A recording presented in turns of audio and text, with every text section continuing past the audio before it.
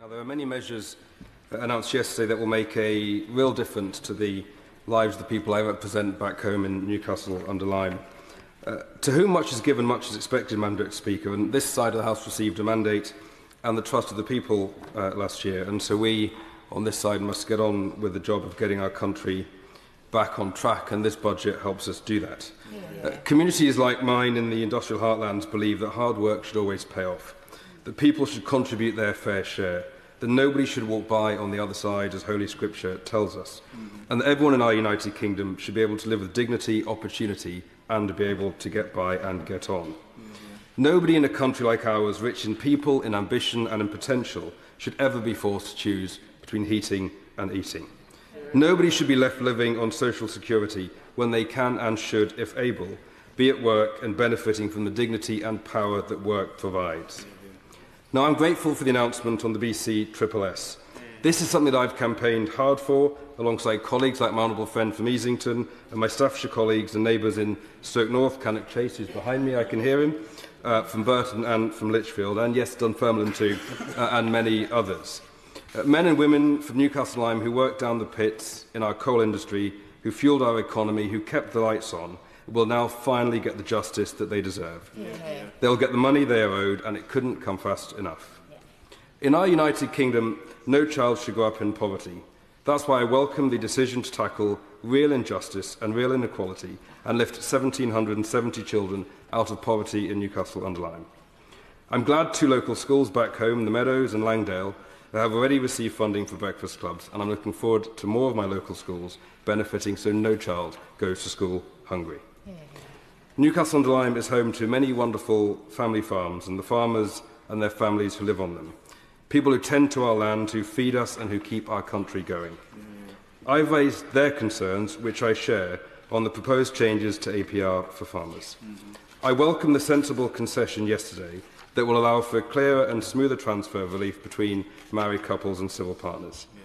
But I do urge colleagues on the front bench to consider the threshold. Going for the baddies who land bank is right, it's the right thing to do, but we must not allow an unintended impact on small family farms, because those who should pay must be made to pay. I will give way. I thank my honourable friend giving way for raising the issue of family farms as well. I have a number in my own constituency. Does he agree with me that it is important to make sure we do strike that balance in his part of the country as well as in the devolved administrations to make sure we are putting the tax burden in the correct place while also protecting small family farms?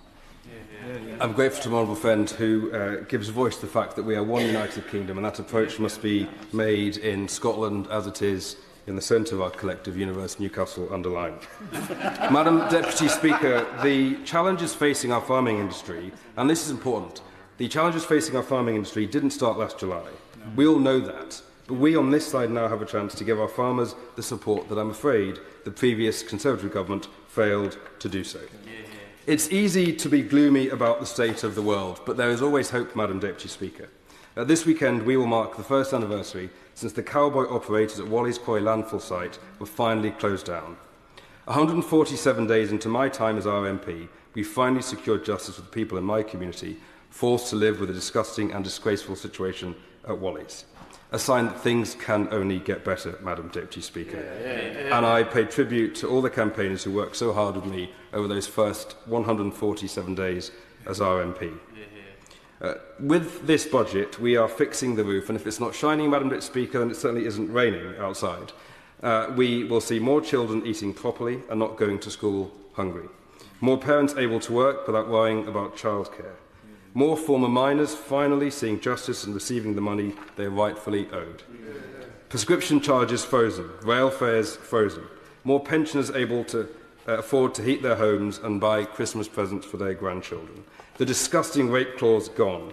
More people able to afford their energy bills with a £150 cut to those bills. More young people supported into life-changing educational and employment opportunities. Support for farmers, but much more to do, and I hope the Minister has heard that for the third time in this speech.